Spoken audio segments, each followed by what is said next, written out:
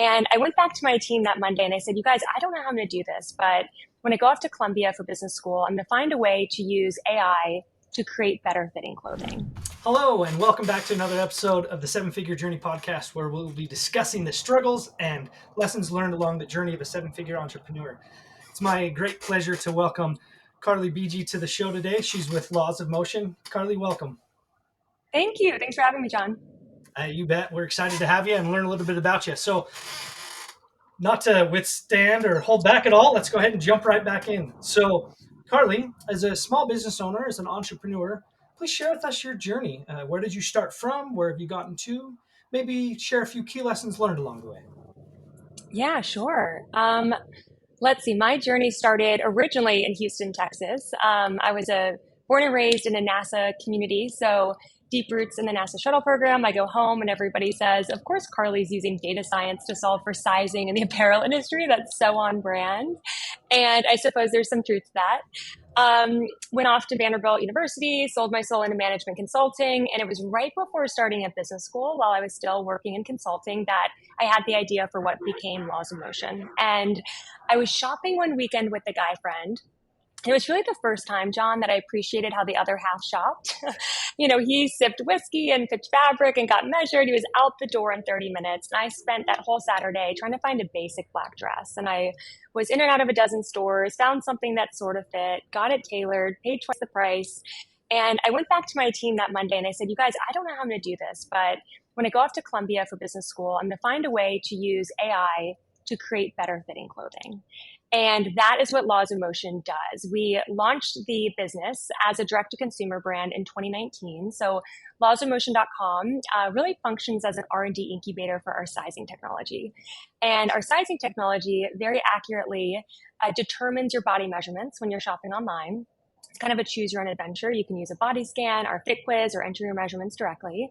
And then we let customers know their best fitting sizes site-wide while helping on the back end, brands understand the impact of that technology on their most important KPIs like conversion and return rate, and also understanding how their customers are actually shaped. And so the brand has been a really interesting way to incubate the tech. It is size and shape inclusive. So it's women's wear, highly tailored women's wear, sizes 00 through 40. It's zero inventory. Everything is produced on demand and made to fit you perfectly. And what it's allowed us to do, John, is amass billions of data points that we've used to custom train our technology. It's allowed us to longitudinally study how customers engage with the technology so that we could refine it over time. And it allowed us to use highly tailored product to function as a human in the loop on our ML. And so we're now at the point where we're licensing this technology to other brands to help them reduce their return rate, increase their conversion, and ultimately better fit their customers. And so it's a very exciting juncture for the business. And I will say it's taught me a lot about maintaining a growth mindset, really embracing that if something was easy or obvious, it'd already be done, right? I think really true innovation comes from not just thinking outside the box, but thinking like there is no box. And just how powerful Thank you. How powerful teams, I do too. It's something you've got to embrace, right? And just recognizing how powerful teams can be. It's just because someone doesn't have experience with something in the past doesn't mean they aren't a great fit for helping shape something in the future. And we're certainly a team where 1 + 1 is something a heck of a lot more than 2. And I'm proud of that. Awesome. I love your intentionality around that idea or concept that, hey, I'm not going to stick myself or anybody else in a box. I'm just going to get rid of the box. Get rid of it. Thank you. Love that. So how has this process gone as you are developing your team and bringing them on board? So I'm assuming it probably just started with you, and then how did that look? Started with me. Our first hire was a data scientist. Our first 4 hires were data scientists. And some interesting stories there. I remember I was in business school. I started with 1 million data points on bodies. It was like a very, very small data set, but it was a good starting point. And so many of my classmates were like, have you met Charlie? Charlie is a master with algorithms. I'm like, who is Charlie? And end up getting connected with this human, Charlie, and we meet for a cup of coffee. And I'm like, Charlie, here's this data set I have. Here's my my thinking of the architecture for the back end of the algorithm and how I'm thinking about things today. Like, is it even possible to build this? And he's like, wait a second, hold on. And keep in mind, this human is like a computer with legs. Like, he is just a brilliant mind. That's And awesome. he's like, how did you get to this point? I was like, well, I've been bootstrapping and really spent the last year and a half in customer discovery and just asking a lot of questions and listening. And he was like, oh my gosh, like, yes, this can be built to that level of accuracy. And I know it can be because I can build it. And I'll build it for you for free if you let me invest. How does $50,000 sound? And this was at the very beginning of our fundraise journey. So it was like $50,000, that's a lot of money. Now it's like, Yeah. doesn't even hit the minimum for our rounds. But at the time was a really exciting win. And so that was what led to the first hire, who's a data scientist. And I think that, really like always being curious and making your intentions known and just being present with where you're at and what you need from people and being honest is something that goes a long way. And I think that's a great example of it. Yeah, absolutely. And I love that intentionality around always being curious. If more entrepreneurs could just always be curious, man, this would be an amazing world that we'd live in. Right? Like, just maintain that growth mindset, ask questions, listen, like ask more questions, do more listening than talking. And then like the talking points become clear because you understand like Right. what's needed and how to shape a solution to solve real problems. Imagine. Yeah. Wild. Fantastic. Okay, so then it's you and Charlie, and then how did you go from Me and there? Charlie built out the team. Another classmate a few years later ended up joining and taking the baton from him. We were in R&D for about 2 years. So we kicked off R&D on both like sizing aggregation and the machine learning algorithms in 2017. We launched as a brand in 2019. So about 6 months before launching, brought on my first non-technical hire, my head of operations, who I referred to as an assassin because she executed anything faster than anybody else on earth. Like, a just remarkable, true Virgo in every sense of the word. She's fantastic. And it was the two of us, like building a brand and scaling this brand. And we had a number of really lucky breaks. I mean, we had a Fast Company feature the day we launched in May of 2019. We were on the Today Show, which was basically like a 5-minute free commercial, which converted really well and really expanded our customer base in a fascinating way that we could get into. And we were a Time Magazine Invention of the Year. We had one product, we had one dress that was serving to validate that we were predicting bust, waist, hip, and bicep correctly. And that dress was an Invention of the Year. And so it was a really exciting first year. From there, like, scaled the team. I was like, wow, we need help with customer success and like responding to emails, and we need help with marketing. So you wear all the hats at first, right? You start by wearing every hat as a founder. And then you get to the point where it doesn't make sense for you to wear that hat anymore because someone else is going to do it better, or you need to focus your time and attention on other things. And so I just slowly started taking hats off and bringing on the right humans to scale the business. So we're now a team of 22, small but mighty. Oh, 14 engineers and then non-engineers for the remaining 8. And it's been a great journey. Great team. so most entrepreneurs, they're super passionate about what they have built and developed and brought to the table. They're really, really, really good at it. And I love your intentionality of saying, okay, but I got to a point where I was the bottleneck and I needed to start Mm-hmm. letting go. So that is probably one of the hardest things for entrepreneurs to do. So when you got to that point, you're like, I realized, man, I'm the bottleneck. I need to let go and let other people help me along this so that I can intentionally focus my energy somewhere else. Because we all only have a certain bandwidth. And wearing lots of hats as a small business owner is totally normal. But there does come a point where you're like, okay, but now I've got too many and I'm not getting any movement. I got to continue to grow. So how did that work? How did you start to intentionally let go of your baby, so to speak, and not have issues and worries about that? Yeah, it's a big question. I think it's interesting when I interview people. The only question I really care to ask is understanding what excites them. Like, what energizes you? Like, how do you want to spend your time? Like, and I think that you, as a founder, you have to ask yourself that same question. Like, what excites me? Like, what am I good at? Like, what drains me? What is where are my bottlenecks and why? And so for me, like, having an assassin as a head of operations was so necessary because, I mean, she would have a 72 list. I remember she was like 8.5 months pregnant, and it was like 11 p.m. and we're still in the office. I'm like, we got to go home. And she's like, no, I just have 4 more things to review with you. And I'm like, you're about to have a baby. Like what? But it's those things I wouldn't have, I might have dropped the ball on. Right. And so I think that like really recognizing like as you scale, like what am I good at? Like, and what excites me? And what am I, really, what is my real value to this team? And then finding people that the answer to those questions is what they get to do, and just building from there. So my team will joke I've never read a resume. I think I've read a couple of resumes, but like I genuinely just care about like X factor, who you are, what excites you. And same goes for me. It's like asking those questions, and it evolves over time. But I think being really brutally honest with yourself and very like centered it's a gift that we get to do what we do, and it's really powerful when you can just be honest with yourself. Oh, I love that. And anybody who's listening, I hope you caught in on that. It's okay to be honest with yourself and realize, guess what? You're not perfect at everything, and that's okay. Imagine, yeah, like correct. Like we're human.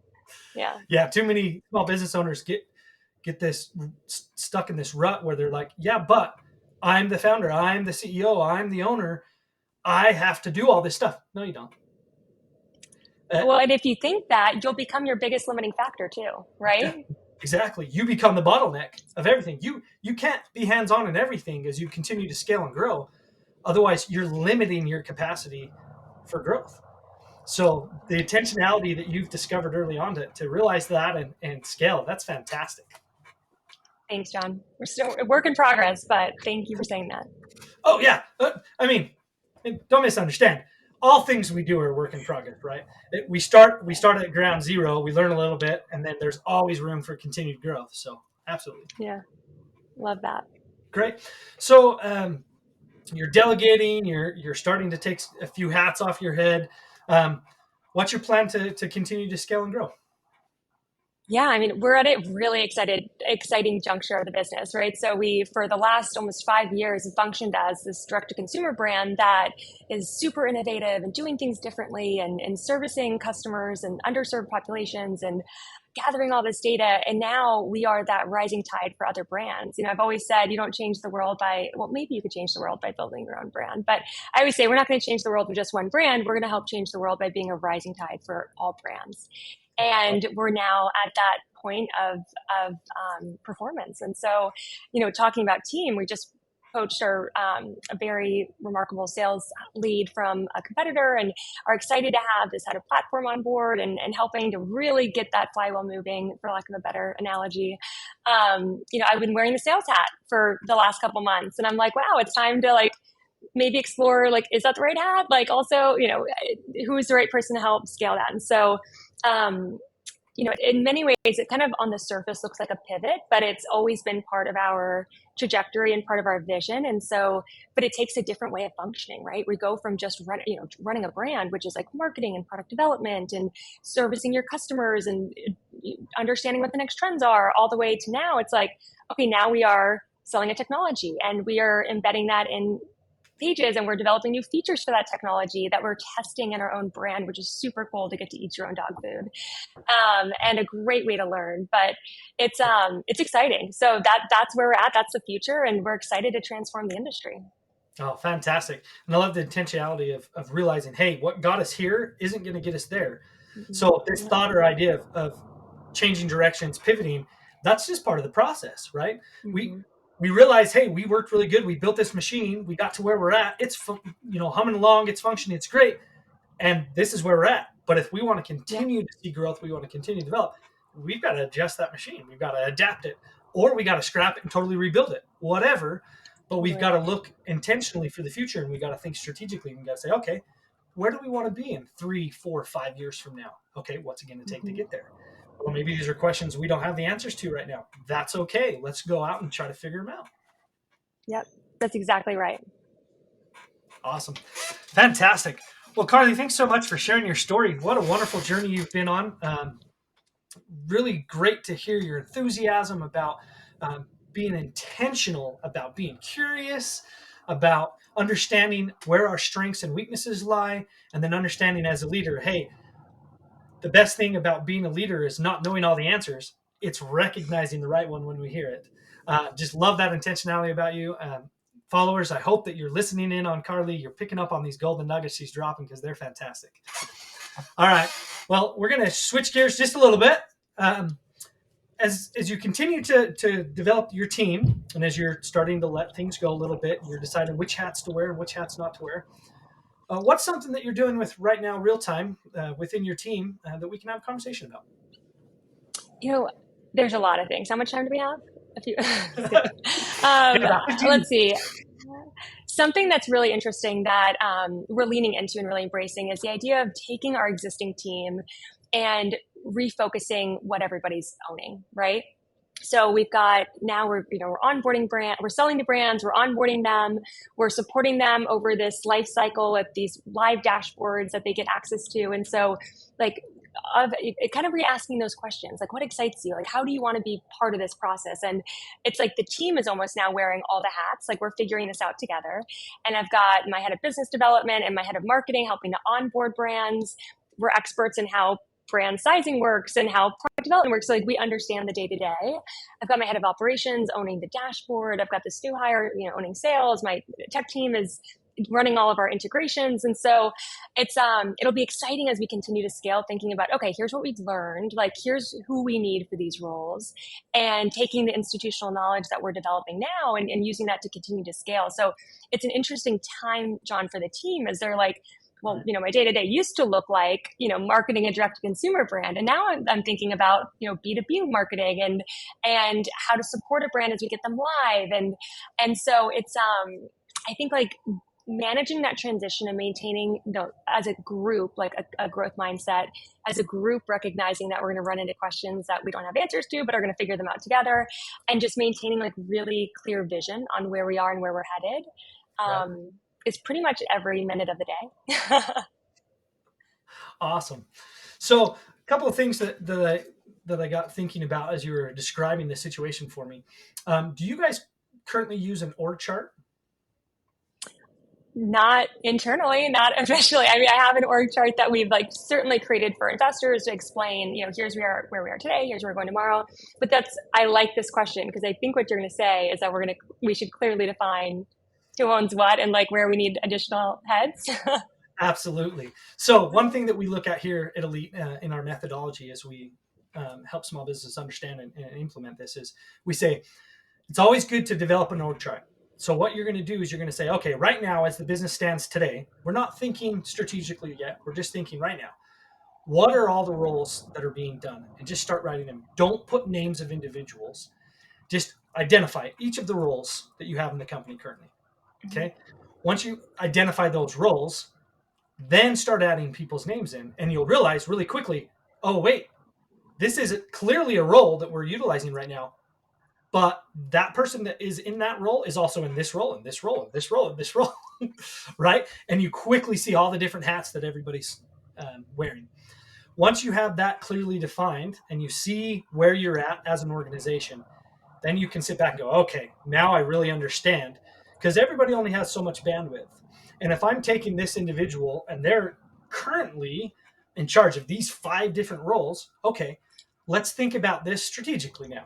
So then now you go and you take your org chart you have now, and then you think, okay, where's our mission? So when we think of vision here at Elite, we think of 3 things. Vision includes your purpose, which is our why. Why do we do what we do?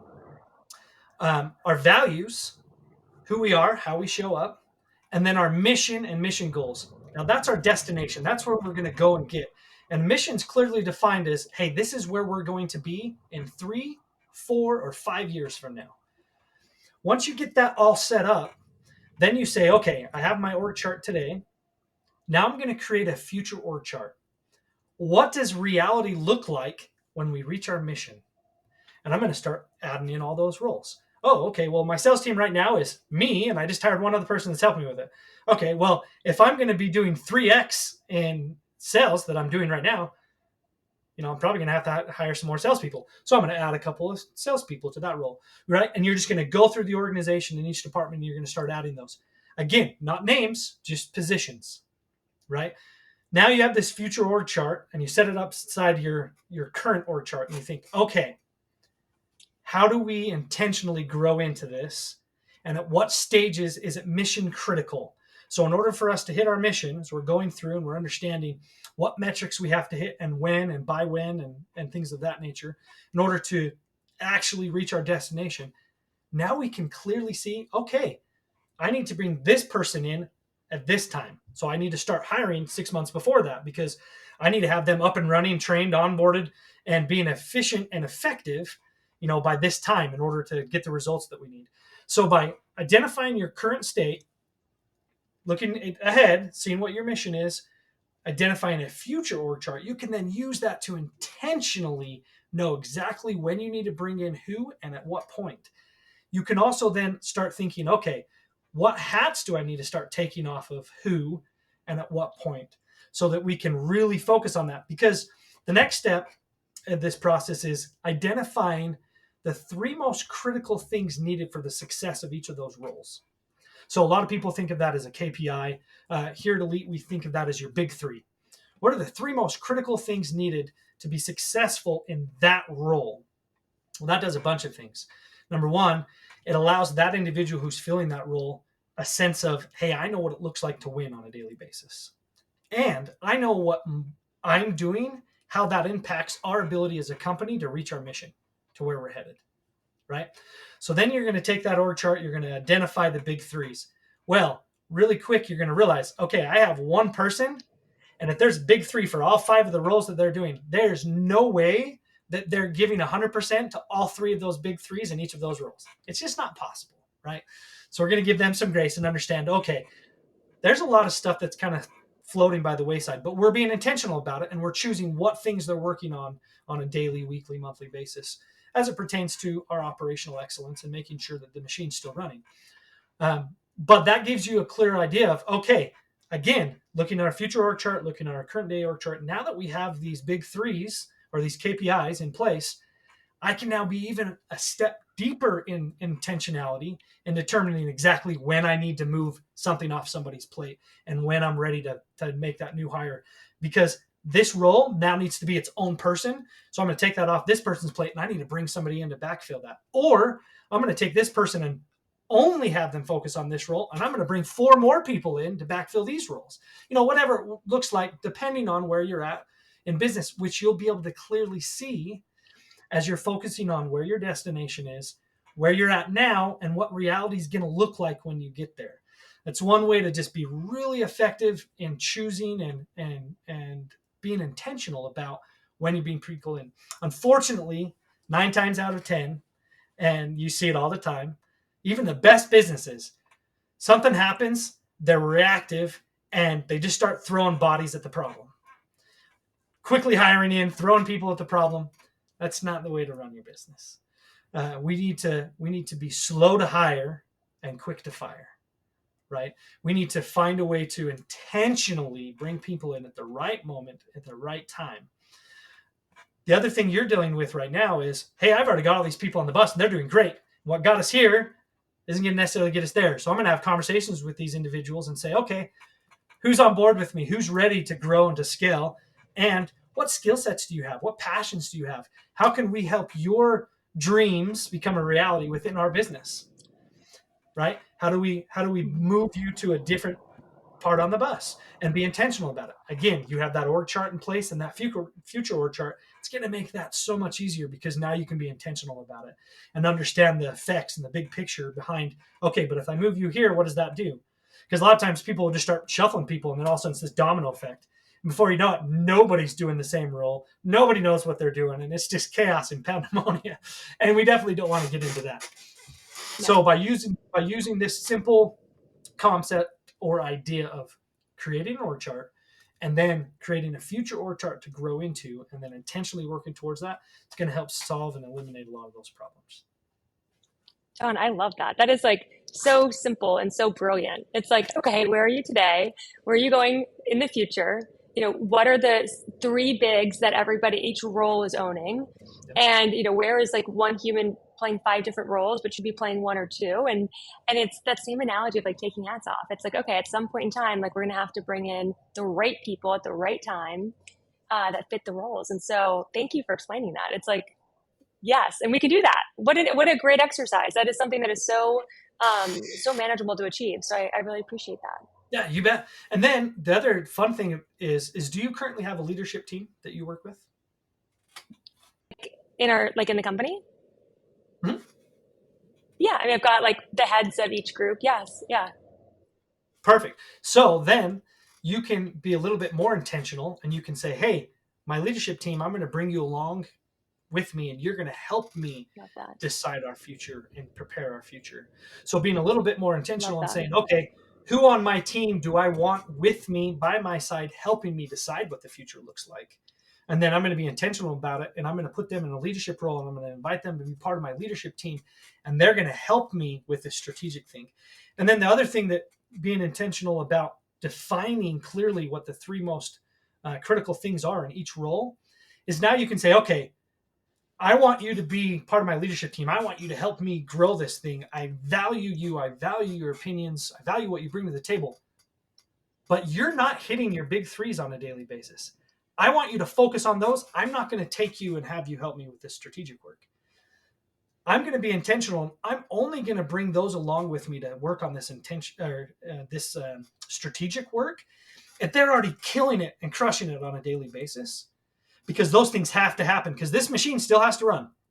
Yes, we're planning for the future, developing additions, remodifying, whatever for this new machine to get us where we want to get. But this machine we have now, it cannot stop functioning. The business has to keep going. So we have to be really careful that we don't unintentionally spread somebody too thin that their bandwidth is spent and then they're not enjoying it anymore. So as we're thinking through that, let's be intentional and think, okay, I want to bring you along. You're killing it on a daily basis. All right, great. Business is running. And I'm going to ask you to help me just a little bit more outside of your regular area. And let's work on this strategic work and move that forward. So that's also another way that you can help them. But absolutely, you want to involve your leadership team in as much as possible for a couple of reasons. Number one, because yes, you have these other sets of eyes and ears. You have this outside perspective. You know, many ideas are going to come up with a better solution than one person trying to make all the ideas, right? Totally agree. Yeah. Yeah.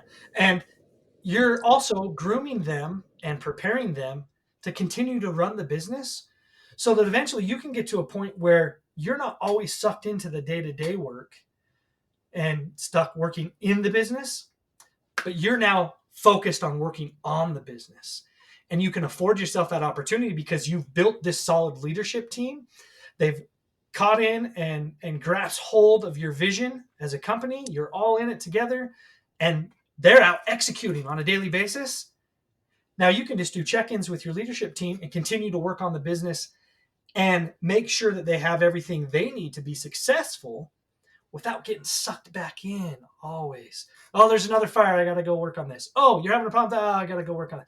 No, you're going to give them the opportunity to understand how to do that on their own and only come to you with the top critical things. And you're going to empower them so that they can continue to grow and develop.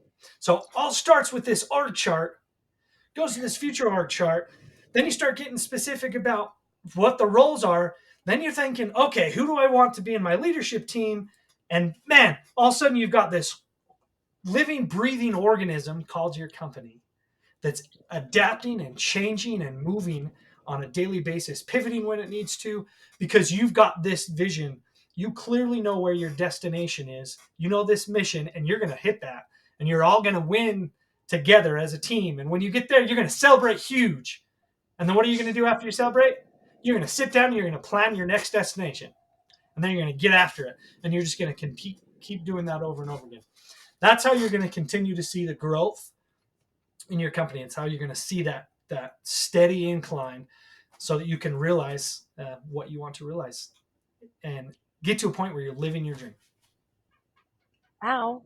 That is so inspiring, John. And yes, I'm ready to go get those org charts ready, get the team aligned, and celebrate and then get back to building. And it's such great advice, such great coaching. I really appreciate that perspective. You bet. You bet. I'm so excited for where you're going to be able to get and grow. It just seems like such an exciting time where you're at in your business. And I absolutely just wish you the best success. Anybody who's listening in on this, Carly, why don't you share with them how they can get a hold of you? If they've listened to you and they're like, oh man, I want to hear more about what she's doing. That sounds really cool. I want to get involved. Or, hey, I want to have something custom tailored for me. That sounds amazing. How do they get a hold of you? Yeah, follow along Laws of Motion. It's at Laws of Motion on Instagram. Lawsofmotion.com is the direct-to-consumer site. Lawsofmotion.ai is about our technology and what we're bringing to the fashion industry. And I'm at Carly Bigi. You can find me on Instagram, on LinkedIn. Shoot me a DM, shoot me an email. Let's chat. And I'm always here to be helpful however I can. Fantastic. Well, Carly, it's been an absolute delight getting to know you, getting to know a little bit more about your business and your journey as an entrepreneur. Thank you so much for sharing with us your insights, your experience, and your wisdom. It's been a fantastic episode. Anybody who's listening in on this, if you've heard something that really catches your eye and you're like leaning forward and you're like, wow, I can do that. I need to go do that. I encourage you, take action. It's one thing to get excited, but then it requires action. So please take these things, put them into action, and let's get out there and build great businesses that are winning and growing on a daily basis. Also, if you heard something in this episode that you're like, hey, you know what? I know somebody that could really learn from this. This is exactly what they're dealing with right now. This could be super helpful. Please share with them. Let's see if we can create some value all across as many people as we possibly can with these. Well, as always, we're grateful for the opportunity to learn and grow together in this community of seven-figure entrepreneurs and business owners. We're grateful for Carly and her opportunity to be on the show today. And with that, we're going to end today's episode. Thanks. Have a good day.